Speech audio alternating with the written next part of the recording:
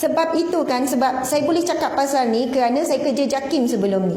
Saya kerja bahagian halal. Saya berhenti sebagai jawatan terakhir saya penolong pengarah bahagian halal Jabatan Agama Islam Negeri Sembilan.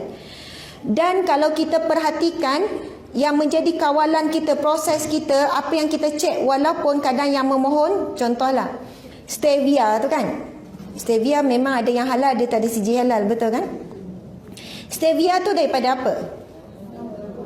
Daun stevia. Kalau kita fikir kenapa kena mohon halal, daun stevia je kot. Tapi bila pergi kilang dia nak mohon sijil halal, memakan masa bertahun. Bila pergi kilang dia, daripada daun nak jadikan gula stevia tu, memakan masa bertahun. Dan bila pergi kilang dia besar dengan alat-alat yang kita kata, oh macam ni ke nak hasilkan gula stevia tu. Rupanya proses chemical yang digunakan tu, yang mana banyak proses chemical, mereka tak selamat daripada penggunaan enzim-enzim daripada sumber babi. Jadi diorang nak carikan pengganti yang dapat kualiti yang sama tu bukan senang. Ataupun nak dapat penstabil daripada sumber yang babi tu bukan senang. Faham ya? Malahan kan contoh kedai kek kan, dia nak mohon halal contoh. Kita cek berus dia, rupanya berus daripada bulu babi contoh ya. Kita tanya apa perbezaan guna sintetik ataupun bulu babi.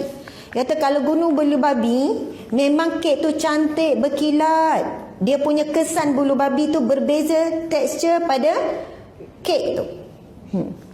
Lepas tu ada hotel pernah minta. Dia serve yelah hotel, dia ada kek hotel kan. Hotel-hotel bertahan 5 bintang, 6 bintang contohnya. 6 bintang dia ke 5 bintang.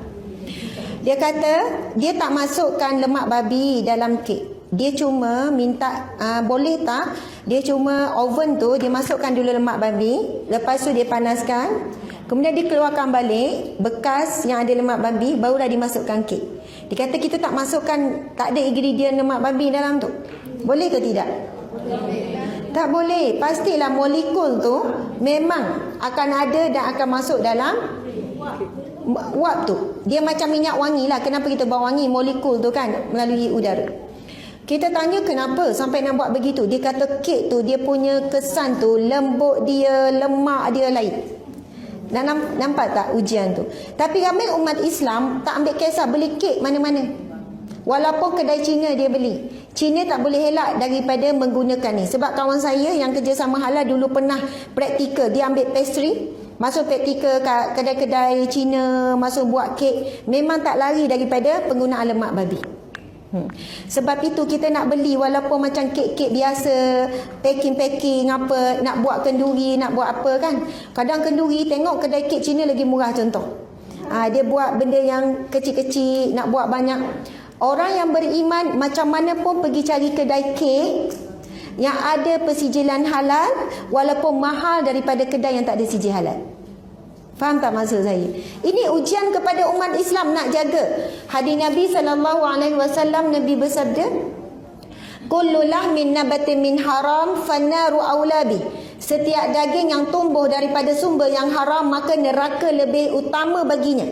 Dia akan dibakar oleh neraka Allah, na'udzubillah, sebab daging yang tumbuh daripada sumber yang haram. Nak cerita benda tu kan, kadang-kadang orang kita dia tak titik beratkan pasal sijil halal. Contohlah kita nak pergi tempah kat kedai kek, orang Melayu Islam kita. Kalau kita kenal, kita yakin, silakan.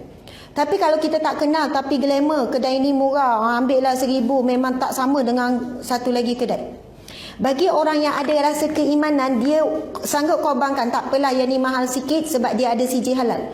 Sebab mampu tak kita nak tanya orang kedai tu, boleh tak saya tahu apa ingredient dalam kek ni? Lepas tu boleh tak saya nak tahu tepung yang awak guna ada sijil halal tak? Lepas tu awak guna margarin tu ada sijil halal tak? Lepas tu bahan-bahan awak tu, boleh tak kita nak tanya kedai kek sampai tahap tu?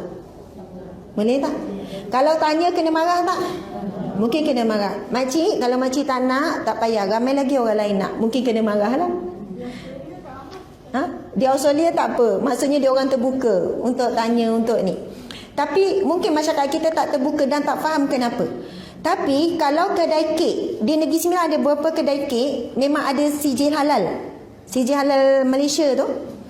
Kita tak payah tanya, bila ada je sijil halal tu, Kalaulah kedai kek itu menggunakan 300 bahan ramuan, setiap satu bahan ramuan itu telah dicek, telah disemak persijilan halal. Lagi-lagi banyak bahan-bahan kek ni dijual secara ni pukal. Sebab ada kedai yang jual secara kilo. Yang tu kita pergi kepada pembekal tu. Ada di Senawang kan, saya tak nak sebutlah pembekal mana. Tapi memang bila kita tengok, dia ambil stok banyak-banyak daripada kilang. Dan biasa dia ambil kilang ni bukan kilang Muslim. Maksudnya kilang daripada penyilang Cina. Bayangkan, lepas tu dia packing kecil-kecil. Dan ramai pengusaha kek di rumah dan sebagainya beli di sana yang mana tak ada persijilan halal. Memang tepung dia lebih murah, semua cheese dia. Cheese lagi bahaya. Sangat bahaya. Rennet, apa tu, rinet, semua bahan-bahan dalam tu. Sebab itu banyak bahan kritikal, kita kata ala kek je, ala ni je. Tapi bila datang daripada sumber tu nak kata, terlalu banyak sangat sumber di pasaran ni sumber daripada khinzir, daripada babi. Jadi ujian kepada umat Islam.